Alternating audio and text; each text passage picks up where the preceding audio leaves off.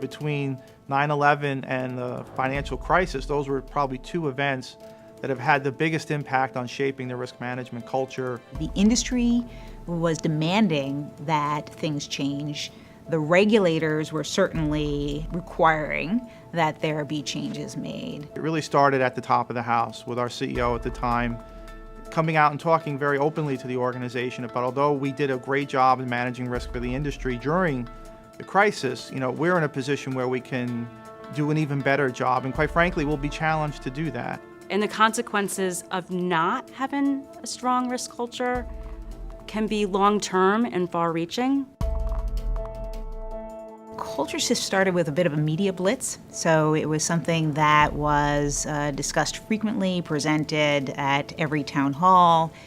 It was represented across DTCC's corporate goals, our individual goals. Several years ago, DTCC implemented an initiative to change the risk culture called DTCC 3.0.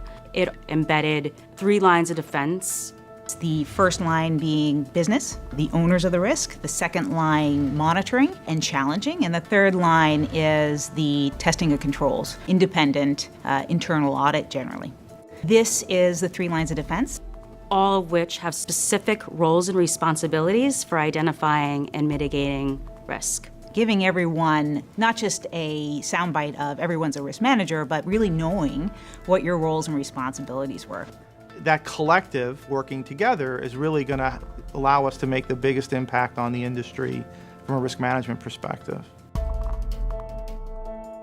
A stronger risk culture has better prepared us to get ahead of issues.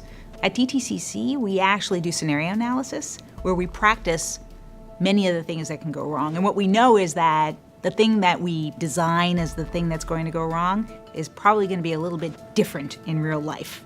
That's when you have to have the people that are knowledgeable, practiced, able to respond. You need systems and infrastructure that can be resilient, that can recover.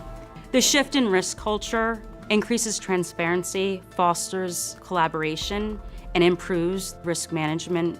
We can't predict what will be the next event, but the planning and the evaluation and the looking and the thinking will empower us and make us able to really deal with this when and if the time should come.